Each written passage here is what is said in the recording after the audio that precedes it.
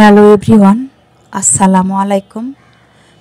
আশা করছি সবাই ভালো আছেন, যে যেখানেই আছেন। আমরাও ভালো আছি আলহামদুলিল্লাহ। আমি জুবাইদাস ব্লগিংয়ের জুবাইদা সবাইকে ওয়েলকাম করছি নতুন আরও একটি ব্লগ ভিডিওতে।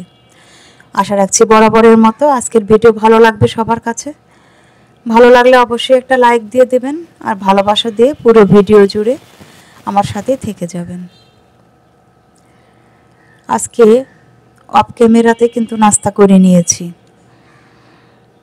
নাস্তা করাটা দেখাইনি, নাস্তা বানানোটাও দেখাইনি। তারপর থেকে যে বাকি কাজগুলো করছি সেগুলো আপনাদের সাথে শেয়ার করব।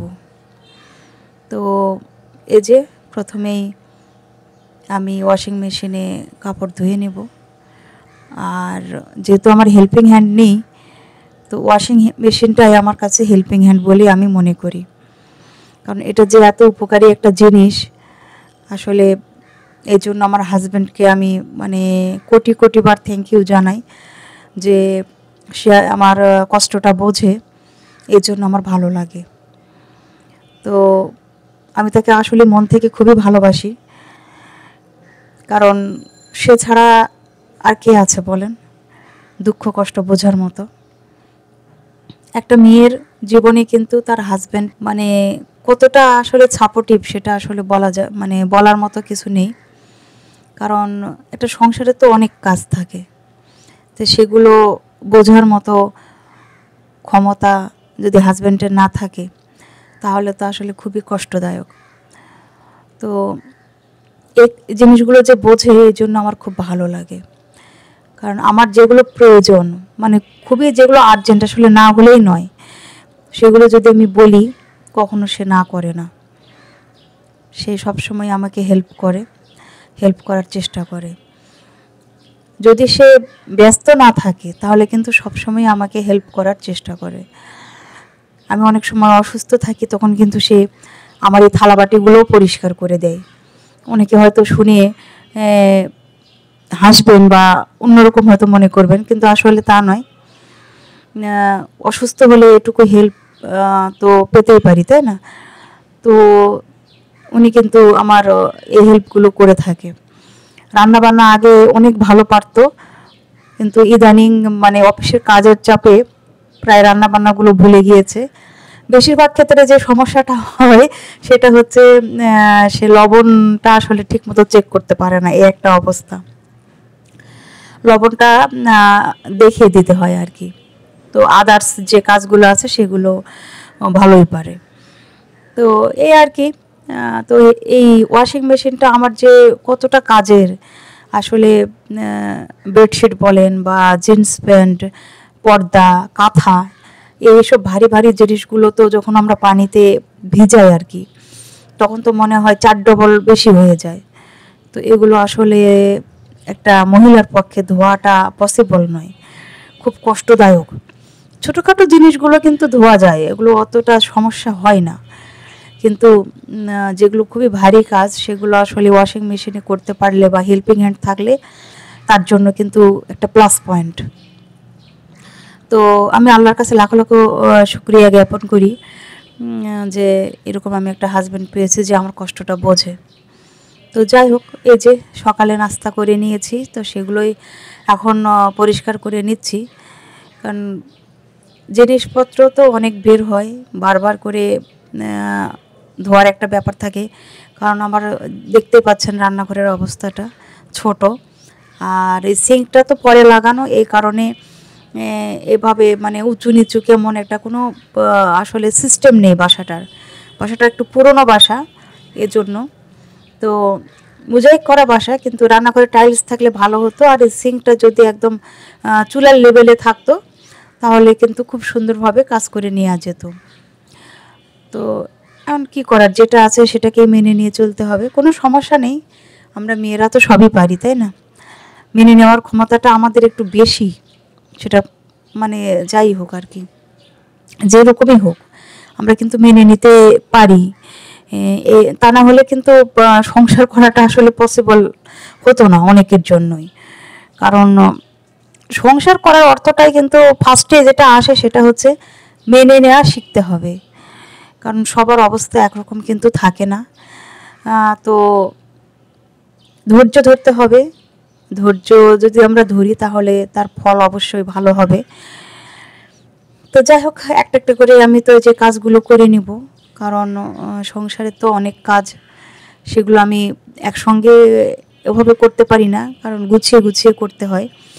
আজকে এটা করব, কালকে ওটা করব, কারণ বাচ্চাকে স্কুলে দিয়ে এসেছি।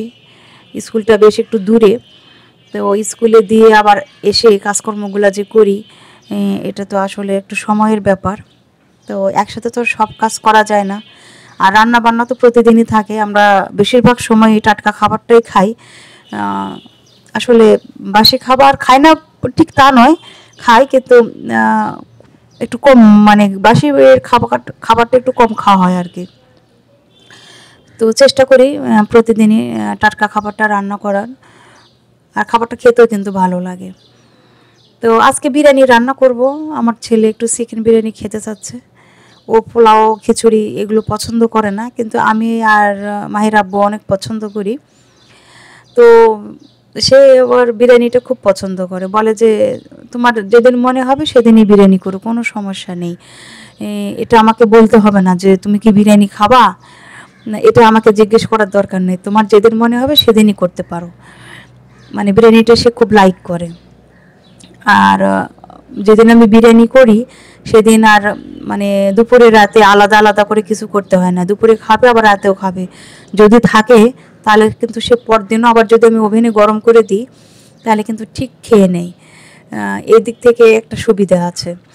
তো যাই হোক, এখন আমি যে মুরগিটা মানে চিকেনটা আর কি সুন্দর করে ধুয়ে নিচ্ছি। আমি তো সবসময় বাজার থেকে চিকেন নিয়ে এসে পিস করে রেখে দিই, যাতে ঝামেলা করতে না হয়। তো সুন্দরভাবে পিস করে রেখে দিলে যখন যেভাবে রান্না করতে ইচ্ছা করে তখন সেভাবে করে নেওয়া যায়, ঝামেলা থাকে না। তো আমি ওভাবেই রাখি। এখন জাস্ট ভালো করে একটু ধুয়ে নিচ্ছি আর রান্না করে নিব। এর সাথে টুকটাক কিন্তু আরও অনেক কাজ করি অফ ক্যামেরাতে, কারণ সব কাজ তো দেখানো সম্ভব হয় না, পসিবল না, কারণ এত বড় ভিডিও তো আসলে কেউ দেখবে না, তাই না? আর এমনিতে তো আমার ভিউ খুবই কম হয়। এখন সামনে আমি এগিয়ে যেতে পারবো কি না জানি না, চেষ্টা করছি। যদি আপনাদের সাপোর্ট থাকে, ভালোবাসা থাকে, তাহলে অবশ্যই পারবো। তো আসলে কি বলবো, দেখেন এখন আমি চাটা খেয়ে নিব। নাস্তা করেছি, নাস্তা করার সাথে সাথে আমি কখনো চা খাই, কখনো খাই না। আর এখন তো একটু মিষ্টি মিষ্টি রোদ, বারান্দায় আসে, বারান্দায় বসে চা খাওয়ার মজাটা অনেক সময় উপভোগ করি। আবার কখনো যদি কাজের খুব বেশি চাপ থাকে তখন দেখা যায় রান্নাও করি, আবার চাটাও খেয়ে নিই, এরকম আর কি। তো এই যে আজকে আর বেশিরভাগ সময়ে একটু চেষ্টা করতেছি স্বাস্থ্যের প্রতি সচেতন হওয়ার জন্য। এই জন্য একটু লাল চা, একটু প্রায় দিনই দেখি যে শীতের মধ্যে একটু লাল চা খাচ্ছি। আর শীতের মধ্যে কিন্তু মশলা দিয়ে লাল চা খেতে আমার কাছে বেশ ভালোই লাগে। আর ঠান্ডা থেকেও কিন্তু রক্ষা পাওয়া যায়, এটা একটা ব্যাপার। যেহেতু এখন আস্তে আস্তে বেশ ভালোই শীত পড়ছে, আমার কাছে তো শীতকাল আসলে একদম ভালো লাগে না, কারণ শীতের মধ্যে আমি একদমই কাজ করতে পারি না। শীতের মধ্যে কাজ করতে আমার খুব কষ্ট হয়। আমি অনেক সময় বলতে বেশিরভাগ সময় আমি যেটা করি সেটা হচ্ছে অজু করে আসর আর মাগরিবের নামাজটা আমি পড়ি। দুইবার অজু না করে একবার অজু করি। আসরের টাইমে অজু করে নিলাম, দিয়ে আসরের নামাজটা পড়ার পরে আমি তসবিহ তেলাওয়াত করি।